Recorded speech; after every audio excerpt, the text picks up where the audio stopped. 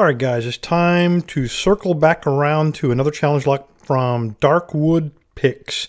Easy set, he said in the letter. This is definitely not an easy set. Does not live up to its name. As you guys recall, he sent me these picks as well, and I'm going to go ahead and try to use these to pick my way into his lock. I figured this has got to contain the magic that I need. Here's what the key looks like. And it does work perfectly. I did try it. I mean, very smooth. No resistance whatsoever. Beauteous. All right. Let's see what we got here. Now, you guys remember we picked a couple of DarkWoodPicks challenge locks before. They always have some real nastiness. They got some very dark, deep cuts on the pins, and also he's got some threading in there. So light tension is the word of the day. So let's try it. All right, I'm going to try. He did give me several different sizes here. One was, I think, a 28,000, a 25, and a 22. I'm going to go with a 25 because it's got a pretty wide open keyway. And everything seems to have about the same level of resistance. So no crazy springs in here at least. I'm going to go ahead and pick it going clockwise. All right, all the way in. Okay, very, very light tension because we know how this guy thinks, right? So light tension and just feel your way. Do you get any kind of feedback? And right there it is. We have a little counter rotation. In fact, let me zoom in. I did not pick it yet. Let me zoom in here so you can see what I'm talking about. This is on challenge locks, kind of, this is what I'm looking for. Tell me it's probably a spool on pin 1. And I got 2 clicks, serrated spool. I'm going to give it another click. Now we got a fault set. That tells me there's probably a couple of serrations on that spool. I just touched pin 2. You notice it fell over a little bit more, a little bit deeper fault set. So I'm going to go in here and look for some more. There we go. That was pin 3. You got to click on him. A little bit of resistance on 4. And I'm going to hold off on him. Get behind him. I don't have a choice. I got to pick him. He's definitely at the bottom seized up, so I probably picked out of order. So I'm going to put the pick under him, release my tension a little bit, and see if we can move the pick. I'm twisting it left and right, seeing if I can get him to slide up in there without dropping too much else. I am getting a little counter rotation on him, so we're in the right. Okay, I got a click, and we're back into our fault set. Let me check the guys in the front, see if anybody fell. We're good. Looking for counter rotation. And there it is on pin 2. I thought I'd set him, but we're going to have to set him again. Again, he's very solid, but he's the only one giving feedback, so it has to be him. Again, back and forth, back and forth. And we're probably going to drop somebody.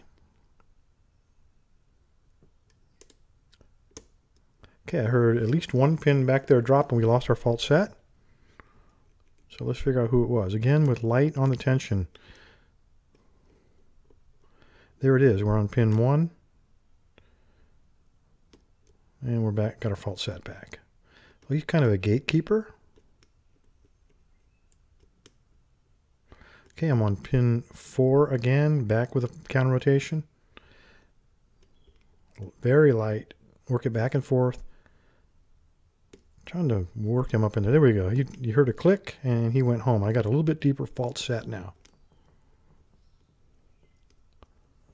Looking for counter rotation. Come on, guy. I know you're there close. Okay, there it is. Pin 5, counter rotation.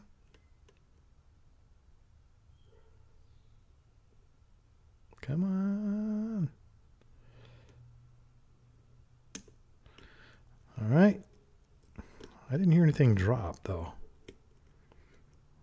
All right, we're on 3 now. We'll click on him. Still on 3. And there we go. Let's pop it open and see what we got. We have a lot of serrations, and of course, there are going to be some deeper, I'm going to call it a deeper serration, almost like a spool, and that's what gives us our counter rotation.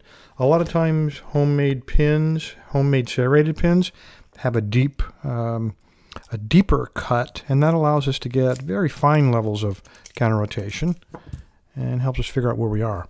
All right, let's get this thing open.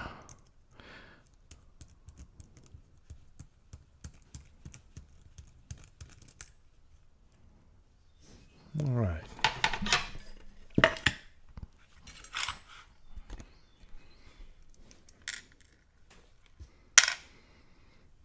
Where did the key go? Hit him underneath there.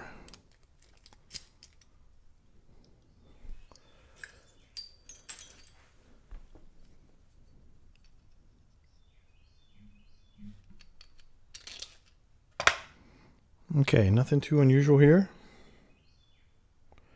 That first one is flopping around a little bit, a little undersized. So he's got something unusual in there. Let's take a look. Let's first pull this pin out and get, or the key out and get him out of the way. And see what we got. Okay, he is serrated. Standard.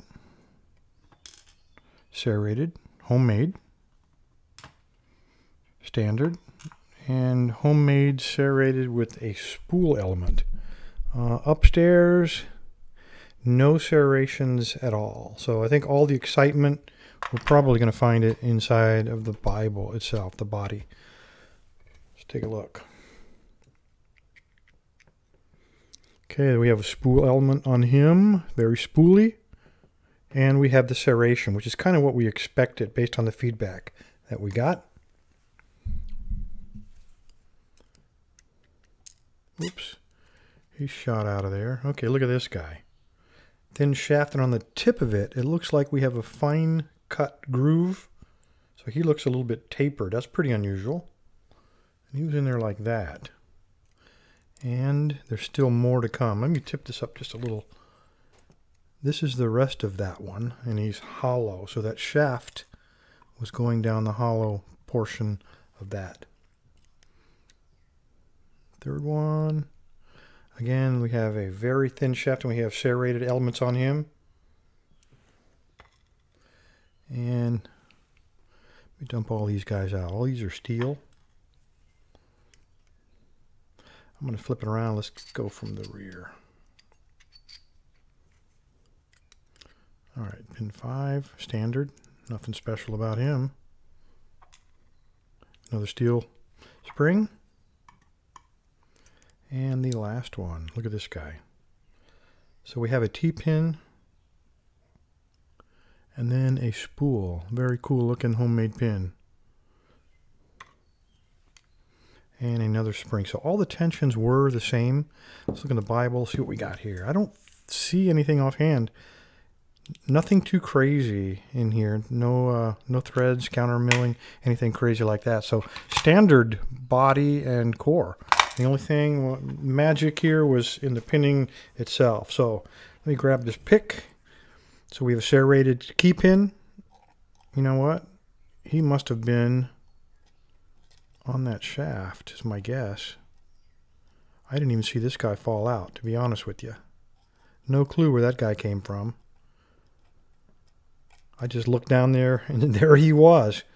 All right, well, anyway, we have a narrowed down shaft on this pin up into this hollow portion of this key pin, or this driver.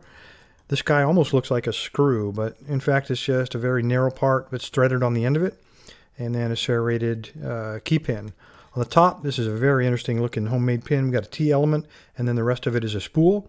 And this one we have, I'm going to call this a double spool key pin, even though that is very sharp, but that's what we're going to call him. And then this guy's a standard. All the springs on the core were the same. And again, this bothers me. I did not even see that guy pop out. No clue where he came from, but it didn't fall out of my nose, I can promise you that. Anyway, there you go, guys. This is a challenge lock from DarkWoodPicks, and these are custom picks from DarkWoodPicks. Thank you, sir. Appreciate the picks and the challenge lock. Everybody else, stay safe, stay legal. You know, guys, this little spring has really been bothering me. I didn't even see him come out of there, but I've been looking at all these pins. The only place he could have come out of is out of the second pin. This is a hollow pin. Come on, focus for me.